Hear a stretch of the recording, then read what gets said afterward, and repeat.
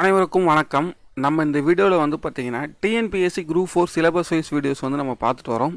So நம்ம தமிழில் வந்து பார்த்தீங்கன்னா பாரதியார், பாரதிதாசன், நாமக்கல் கவிஞர், கவிமணி தேசிய விநாயகனார், மரபு கவிதையில் வந்து முடியரசன், வாணிதாசன், சுரதா, கண்ணதாசன், உடுமலை நாராயணகவி, பட்டுக்கோட்டை கல்யாண சுந்தரம், மருதகாசி, இது எல்லாமே நம்ம தெளிவாக வந்து syllabus wise 6th to 12th எங்கெங்கெல்லாம் கவர் ஆகுமோ வீடியோஸ் வந்து ப்ரீவியஸ் இயர் கொஸ்டினோட பார்த்துருக்கோம். ஸோ பார்க்காதவங்க அந்த வீடியோ போய் பாருங்கள்.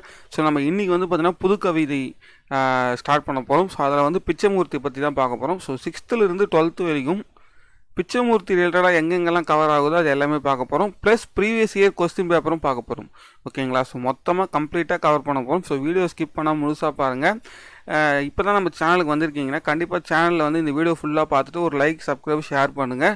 கண்டிப்பாக வந்து எங்களுக்கு வந்து பார்த்திங்கன்னா நெக்ஸ்ட் வீடியோ போகிறதுக்கு ரொம்ப மோட்டிவாக இருக்கும். ஏன்னா ஒரு வீடியோவுமே வந்து பார்த்திங்கன்னா 1 or 2 hours வந்து ஸ்பெண்ட் பண்ணி கஷ்டப்பட்டு தான் வந்து ரெடி பண்ணுறோம். ஓகேங்களா?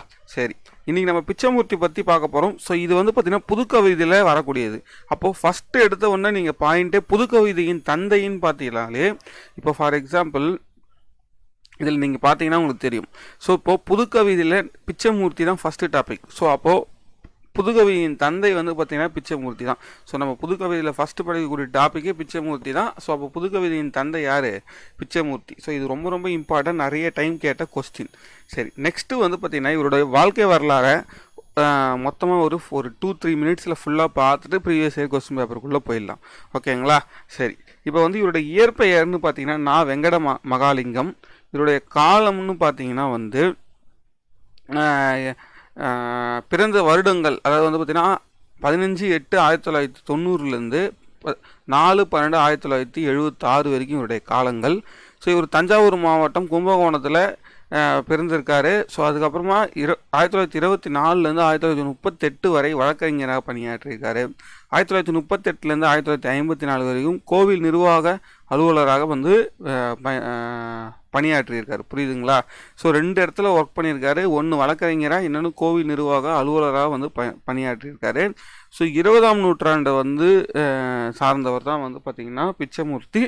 ரெண்டாவது வந்து பார்த்திங்கன்னா இவர் வந்து ரொம்ப எழுதின அதாவது இதழ்கள் என்னென்ன இதழ்கள்னு பார்த்தீங்கன்னா அனுமான், நவ இந்தியா, இது ரொம்ப ரொம்ப இம்பார்ட்டன்ட். 2 இதழ்லையுமே வந்து பார்த்திங்கன்னா துணை ஆசிரியராக வந்து இருந்திருப்பார்.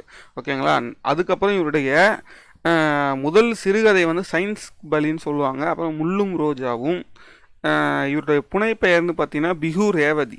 இது ரெண்டும் ரொம்ப ரொம்ப இம்பார்ட்டன்ட். ஸோ பிஹு ரேவதின்றது சொல்லியிருப்பாங்க எங்கன்னா வந்து இங்கே இதில் கொடுத்துருப்பாங்க. புரியுதுங்களா?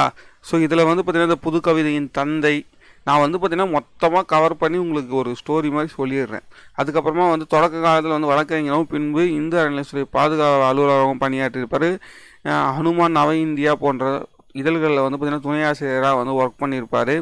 ஸோ அதுக்கப்புறம் புது கவிதை வந்து சயின்ஸுக்கு படி 1932 கலைமகள் இதழ் வழங்கிய பரிசை வந்து பெற்றிருப்பார். பிகு ரேவதி எனும் புனைப்பெயர்களை பெற்றிருப்பார். ஸோ இதுதான் வந்து பார்த்திங்கன்னா மொத்தமாக பிச்சைமூர்த்தியை பற்றி சொன்ன கண்டென்ட் வந்து பார்த்திங்கன்னா இவ்வளோ தான். ஸோ இப்போ வந்து பார்த்திங்கன்னா டைரெக்டாக நம்ம ப்ரீவியஸ் இயர் கொஸ்டின் பேப்பருக்குள்ளே போயிடலாம். புது கவிதையின் தந்தை வந்து இவர் தான். ஓகேங்களா? ரொம்ப நல்லா ஞாபகம் வச்சுக்கணும், ரொம்ப ரொம்ப இம்பார்ட்டன்ட். ஸோ முக்கியமான நூல்கள்னு பார்த்தீங்கன்னா இவரோட நூல்கள் கொலுபொம்மை, ஈஸ்வர லீலை. ஸோ ரொம்ப ரொம்ப இம்பார்ட்டன்ட். புது கவிதையின் முதல் நூல் வந்து பார்த்திங்கன்னா காதல். ஸோ காதல்ன்றது தான் வந்து பார்த்திங்கன்னா முதல் புது கவிதை. ஓகேங்களா? சரி, ஓகே. இப்போ நம்ம டைரெக்டாக ப்ரீவியஸ் இயர் கொஸ்டின் பேப்பருக்குள்ளே போயிடலாம். ஸோ ஃபஸ்ட்டு கொஸ்டின் பாருங்கள். ரேவதி என புனைப்பெயர் பெயரில் படைப்புகளை எழுதியவர் வந்து நான் பிச்சைமூர்த்தி. பிஹு ரேவதி ஆகிய புனைப்பெயர்களில் படைப்புகளை எழுதியவர் வந்து நான் பிச்சைமூர்த்தி. அதுக்கப்புறமா வந்து பார்த்திங்க கொலுபொம்மை வந்து யார்? இது பிச்சைமூர்த்தி. ஓகேங்களா? ஸோ நம்ம பிச்சைமூர்த்தி பற்றி தான் பார்க்குறோம். ஸோ அப்போ கொலுபொம்மை வந்து பிச்சைமூர்த்தி. ஸோ அதுக்கப்புறமா பாரதிக்கு பின் கவிதை மரபில் திருப்பம் விளைவித்தவர் யார்? ஏன்னா வந்து பாரதியார் வந்து பார்த்திங்கன்னா அந்த யாப்புக்கு அப்பாற்பட்டு கவிதை உரைநடைகளில் எழுதியிருந்தாங்க. அதுக்கப்புறமா வந்து புது கவிதையில் திருப்பங்களை கொண்டு வந்தது வந்து பிச்சைமூர்த்தி. அதில் தான் வந்து பார்த்திங்கன்னா புது கவிதையின் தந்தை என போற்றப்படுவர் வந்து பிச்சைமூர்த்தி. புரியுதுங்களா? ஸோ வழக்கறிஞராகவும் இந்து அறநிலையத்துறை பாதுகாவலராகவும் அலுவலராகவும் பணியாற்றியவர் வந்து பிச்சைமூர்த்தி. ஸோ பிச்சைமூர்த்தியோட இதழ்கள் வந்து பார்த்திங்கன்னா நவ இந்தியா, அனுமான், துணை ஆசிரியராக ஒர்க் பண்ணியிருப்பார். நான் சொல்லியிருப்பேன். புரியுதுங்களா? ஸோ அப்போ நம்ம முன்னாடி அந்த வீடியோஸை பார்க்க வேண்டியது எவ்வளோ இம்பார்ட்டன்ஸ்னு இப்போ புரியுதுங்களா உங்களுக்கு? இப்போ பாரதியார் வந்து பார்த்திங்கன்னா இந்தியா விஜயா. ஸோ அப்போ அதுவும் கரெக்டு தான். ஆனால் பிச்சைமூர்த்தியோட இதில் என்னது நவ இந்தியா. அப்போ 1 4 தப்பு. புரியுதுங்களா? அவங்க கேட்டது என்னது தவறான இணை தான். அப்போ 1 4 தான் தப்பு. புரியுதுங்களா? இந்த மாதிரி தான் முள்ளும் ரோஜாவும் என்ற சிறுகதை நான் சொன்னல சயின்ஸுக்கு பலி. அப்புறமா வந்து முள்ளும் ரோஜாவும். அப்புறமா வந்து உயிரின் முயற்சியை வாழ்வின் மலர்ச்சின்றது நான் பிச்சைமூர்த்தி. நான் வேங்கட மகாலிங்கம்ன்றது வந்து யாரோட பேர்?